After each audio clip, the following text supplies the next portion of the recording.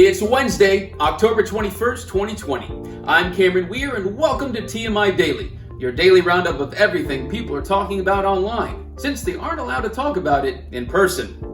Yesterday, Donald Trump abruptly ended an interview with Leslie Stahl from 60 Minutes, proving that 60 Minutes is far too long to expect Trump to act like an adult.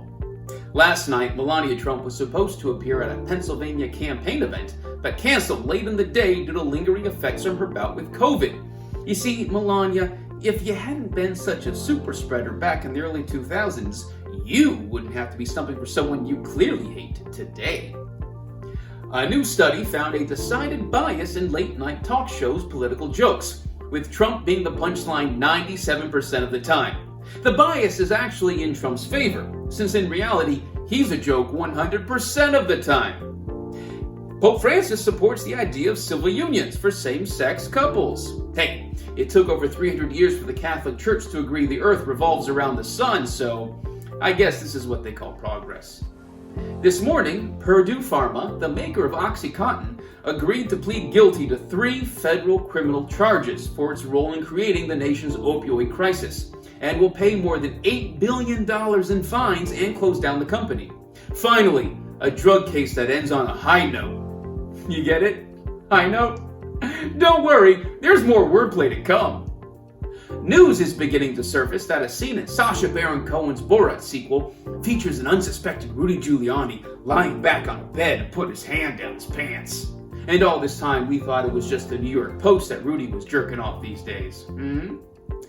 After months off due to the COVID crisis, the Oscar Mayer fleet of Wienermobiles have begun traveling America again. According to a spokesperson, in order to catch up on brand promotion, they must start now, and they relish the opportunity to get back to the people, even if doing so during a pandemic causes a bit of a pickle for them. Man, these jokes really test my sobriety. The Los Angeles Dodgers won last night's first game of the World Series 8-3, making it impossible for them to lose the series in less than 5 games now. Way to go, LA!